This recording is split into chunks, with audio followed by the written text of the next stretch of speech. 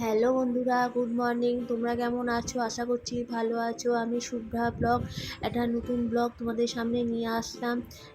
দেখো, এই অনলাইন থেকে কী সব জিনিস দিয়ে গেল। আলু 2 কিলো আলু, মাখন, তারপরে বিস্কুটের প্যাকেট। এগুলো আর কি বাড়িতে ছিল না, তো সকালবেলা মাম বললেন যে এরকম নেই, তুই একটু আনিয়ে দে। তো আমি একটু আনিয়ে দিলাম আলু, পেঁয়াজ, তারপরে বাটার, তারপরে বিস্কুট। আমাদের বিস্কুটটা বেশি খরচা হয়, কেন আমাদের ডগিটা বিস্কুট খায় খুব। এ দেখো, মামা একটা একটা করে বার করছেন। আমাদের সকালবেলা চাও খাওয়া হয়ে গেছে। আমি একটু আজকে সকাল সকাল উঠে পড়েছি, মানে ফোনে অ্যালার্ম দিয়ে রেখেছিলাম, বড্ড বেলা হয়ে যায়। আচ্ছা, আরও সারাদিন শোয়া হয় না। রাতে যখন শুই তখন আর কোনো মানে হুঁশ থাকে না।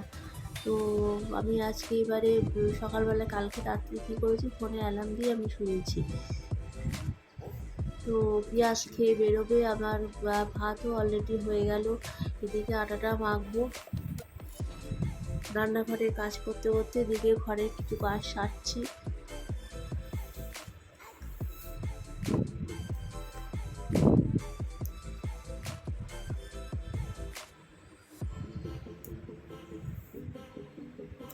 হাজবেন্ডকে মানে পিঁয়াজকে লুচি করে দিচ্ছি। পিঁয়াজকে আর ভাইটুকে মানে দেওরকে লুচি করে দিচ্ছি। ওরা লুচি খেয়ে যাবে, ওটা রুটি খাবে না। আর আমাদের জন্য কয়েকটা রুটি করে নিলাম।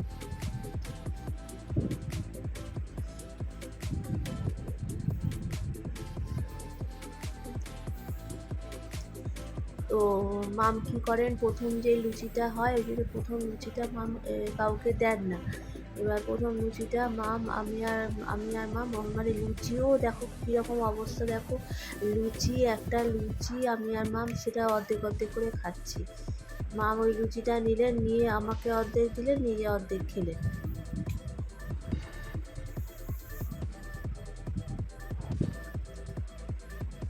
তো খেয়ে মানে টিফিনটা নিয়ে যাবে, পিঁয়াজ টিফিনটা নিয়ে যাবে, তার সমস্ত কিছু জোগাড় আর কি করছি।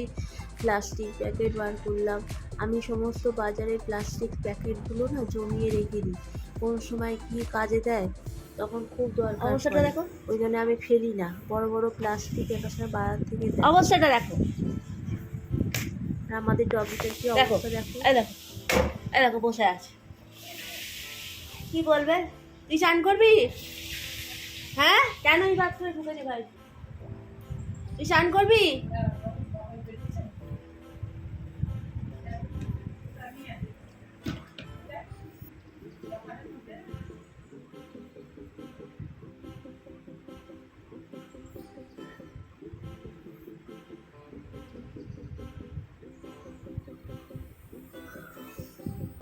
এদিকে অফিসের জন্য তৈরি। আমি পোটলা পুটলি নিয়ে সব ব্যাগের মধ্যে ঢুকিয়ে দিলাম। পোটলা পুটলি নিয়ে সব ব্যাগের মধ্যে ঢুকিয়ে দিলাম, বুঝতেই পারছো বড়মশাইকে।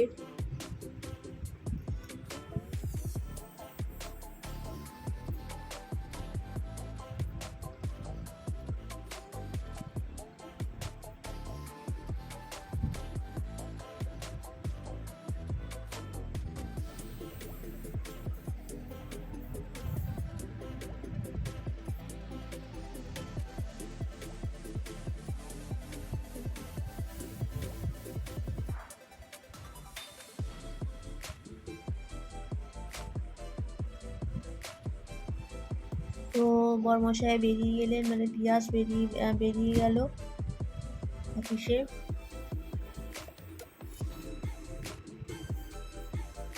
এদিকে আমি আর মাম বাবাই সব খাবার নিয়ে বসে পড়েছি, খাওয়াও হয়ে গেল। এবার আমাদের ডগিটা তো সকালে কিছু খেতে চায় না। মাম সকালবেলা একবার 1 কাপ চা আর 2টো বিস্কুট নিয়ে গেছে যেখানে ও বসেছিল। মামকে দেখে সঙ্গে সঙ্গে ও নেমে মানে চলে যাচ্ছে, মানে খাবে না। তারপরে এখন খাচ্ছে। আর আমার দেওর থাকলে, মানে ভাইটু থাকলে আরও বেশি করে করে, প্রচণ্ড ভালোবাসে আমার মেয়েকে, ভাইটুকে, মানে দেওরকে প্রচণ্ড ভালোবাসে।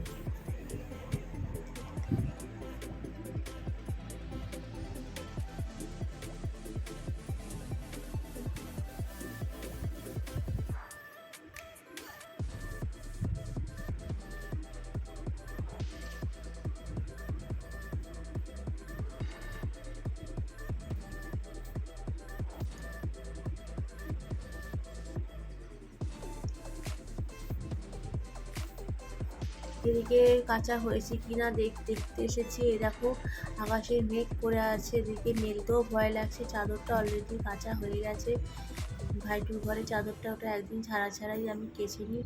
এদিকে বাবাই কয়েকটা জিনিসপত্র নিয়ে এসছেন।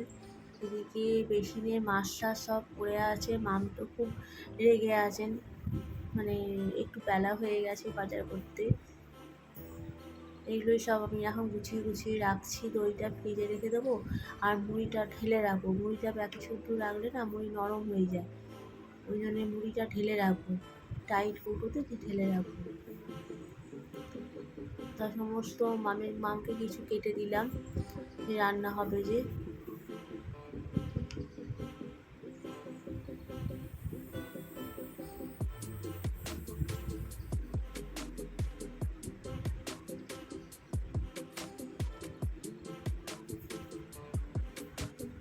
সব একটা করে বের করে রাখছি। তো আমি এটার নাম দিয়েছি যে আমরা ইন্ডিয়ার বাইরে থেকে কি এলো বাড়িতে। তো দেখো, এই দেখো এগুলো মামকে আর কি কেটে দিয়েছি। তোমরা ভিডিওটা কেউ স্কিপ করো না, পুরোটা দেখে নাও। তো থাম্বনেইলে আমি নাম দিয়েছি যে ইন্ডিয়ার বাইরে থেকে কি এলো বাড়িতে। এই দেখো দুধ গরম করছি কফি করব বলে। এই দেখো এই জিনিসটা ইন্ডিয়ার বাইরে থেকে এসছে, দেখাচ্ছি দাঁড়াও। এই যে এটা কফি, এটা হচ্ছে কফি। কৌটোটা হচ্ছে এমনি ইন্ডিয়ার কৌটো, আর ভেতরে যে কফিটা আছে সেই কফিটা হচ্ছে অস্ট্রেলিয়ার কফি। মাম তো আবৃত্তি শেখান, যারা বয়স্ক মহিলা আছে তাদেরকে মাম আবৃত্তি শেখান। তাদেরই মধ্যে একজন অস্ট্রেলিয়ায় গিয়েছিল, সে আর কি অস্ট্রেলিয়া থেকে ওই কফিটা নিয়ে এসেছে। তো বাইরেকার কফি বুঝতেই পারছো আলাদা টেস্টি। তো মাম অনেকদিন থেকেই বলছেন যে তুই একটু কফিটা কর, দুধ আছে কফিটা কর। তো আজকে আমি করলাম, প্লাস তোমাদের সাথেও একটুখানি শেয়ার করলাম। তোমাদের কীরকম লাগলো একটুখানি কমেন্ট করে জানিও।